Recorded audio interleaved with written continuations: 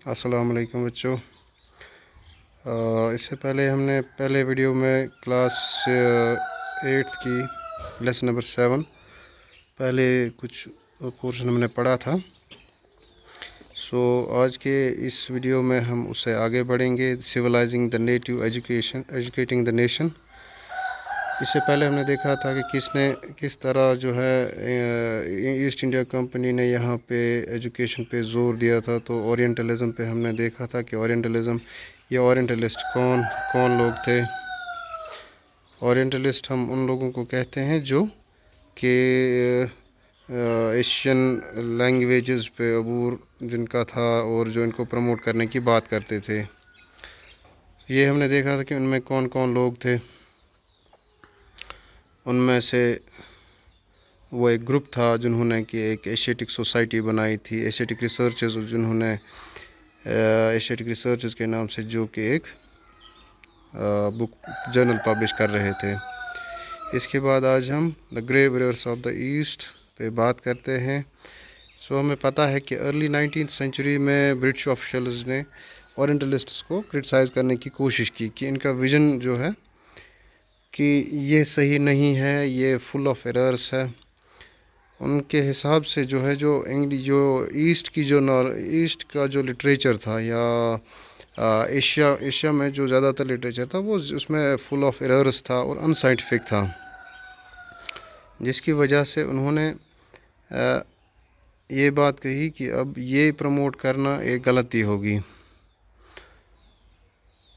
اور یہ اس پہ ریسورسز ہمارے انویسٹ نہیں بلکہ ضائع ہوں گے۔ عربک اور سنسکرت لینگویج یا لٹریچر پڑھنے اور پڑھانے سے ہمیں کوئی فائدہ نہیں ہو سکتا۔ جیمز مل ان میں سے ایک تھا جو کہ فیمس، جس نے اس پہ اورینٹلسٹس پہ زیادہ تر اٹیک کیا، اس تھاٹ پہ زیادہ تر اٹیک کیا۔ اس نے کہا کہ ہمیں نیٹیوز کو نیٹیو لینگویج نہ وہ چاہتے تھے کہ ان کو پڑھایا جائے، اور ان کا کہنا تھا کہ ہم جو ان کو پڑھاتے ہیں ان کو پلیز کرنے کے لیے، to win a place in their heart, ان کے دل میں جگہ بنانے کے لیے، یہ صحیح نہیں ہے، غلط ہے۔ ہمیں یوزفل اور پریکٹیکل نالج دینی چاہیے۔ انڈینز جو ہیں ان کو، تاکہ وہ فیملیئر ہوں سائنٹیفک اور ٹیکنیکل ایڈوانسز جو ویسٹ میں اس دوران ہو رہے تھے، اور جو پوئٹری اور لٹریچر ویسٹ کا تھا اس سے وہ واقف ہوں، تاکہ یہاں پہ بھی ویسا ہی ماحول بنے۔ 1830 میں جو ہے اورینٹلسٹس کا یہ اٹیک بہت ہی شارپ ہوا۔ اورینٹلسٹس میں جو ہے سب سے پہلے انفلوئنشل اور آؤٹ سپوکن جو تھا ان میں سے وہ تھا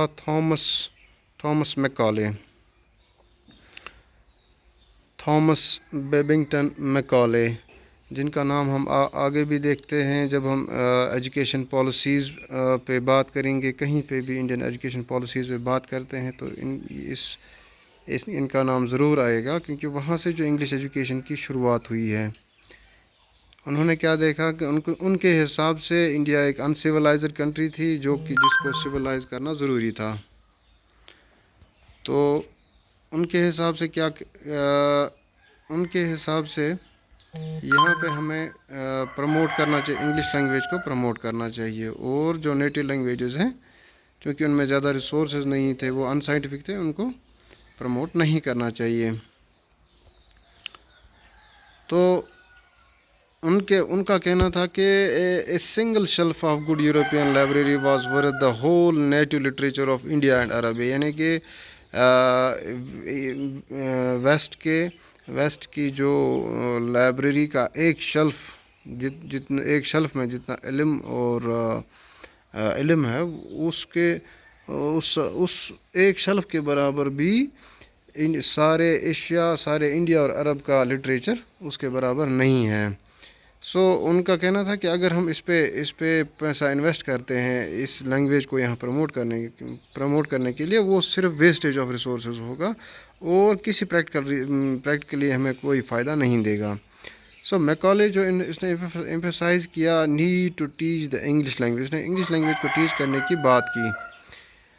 So he thought that it would allow Indians to read the finest literature of the world had produced. یعنی کہ دنیا میں جو بہترین لٹریچر بنا ہے اس سے جو ہے انڈینز کو یہ فائدہ ہوگا کہ وہ لٹریچر پڑھ سکتے ہیں. سو اس کے بعد ہم دیکھتے ہیں 1835 میں میکالے نے ان کے انڈر ایک کمیٹی بنائی گئی تھی، میکالے کمیٹی، اور انہوں نے کچھ ریکمنڈیشنز دی تھی جن کو ہم میکالے منٹس کہتے ہیں. سو میکالے منٹس میں ایک خاص بات یہ تھی کہ انہوں نے انگلش کو میڈیم آف انسٹرکشن کے لیے انٹروڈیوس کرنے کی بات کی تھی، مگر صرف ہائر ایجوکیشن میں. سو پروموشن آف اورینٹلسٹس لائک جو باقی جو یہاں پہ جو مدرسہ بنارس جو اس سے پہلے پروموٹ کیے جا رہے تھے، کلکتہ مدرسہ، بنارس سنسکرت کالج، بہار میں جو وہ تھا کالج تھا، وہ جب بنایا وہ تو وہ ٹیمپلز آف ڈارکنیس، اس نے کہا کہ یہ اہم فریز ہے ٹیمپلز آف ڈارکنیس، جو کہ یہاں پہ اندھیرا پھیلاتے ہیں. سو ان کا کہنا تھا کہ انگلش ٹیکسٹ بکس کو اسکولز تک پہنچانے کی ضرورت ہے. سو ایجوکیشن فار کامرس ہم نیکسٹ ویڈیو میں پڑھتے ہیں. ابھی کے لیے اتنا ہی، باقی وسلام.